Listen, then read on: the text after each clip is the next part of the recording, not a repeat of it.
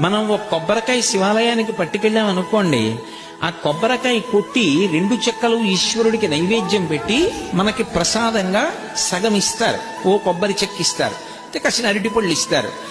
ఇస్తే వాటిని తిన్నగా ఇంటికి తెచ్చుకోకూడదు, శివుడి యొక్క నిర్మాల్యాన్ని ప్రసాదాన్ని విడిచిపెట్టేయకూడదు.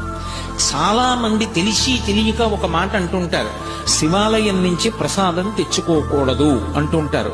బాగా వినండి, శివాలయం నుంచి ప్రసాదం పట్టికెళ్ళి తీరాలి ఇంటికి. దాన్ని గోడ మీద పెట్టేయడం, నంది దగ్గర పెట్టేయడం, అటువంటి పిచ్చి పనులు చేయకూడదు. ప్రసాద తిరస్కారము బహుదోషము, ప్రసాదాన్ని తిరస్కరించకూడదు. అందుకే అన్నవరం సత్యనారాయణ స్వామి కథలో ప్రసాదాన్ని తీసుకోకుండా ఆ పిల్ల భర్తని చూడ్డానికి వెడితే పడవ మునిగిపోతుంది. ఒక కథలో ఏమిటి, ప్రసాదం తినకపోతే పడవలో ముంచేసేటంతటి పైశాచికవాదా పరమేశ్వరుడు? అంత పైశాచిక మనస్తత్వం ఉన్నవాడా? కాదు. ప్రసాదము అంటే అనుగ్రహము, ఈశ్వరానుగ్రహము ప్రసాదం రూపంలో లోపలికి వెళ్ళి అందులో 6వ వంతు మనస్సుగా మారి మనకున్నటువంటి సమస్యలకి కావలసినటువంటి పరిష్కారం అదే మనసులో బుద్ధి నిర్ణయించి ప్రచోదనం చేస్తుంది.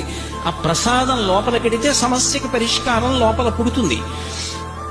అలా ఆ ప్రసాదము ఈశ్వరానుగ్రహము కనుక ఎవరు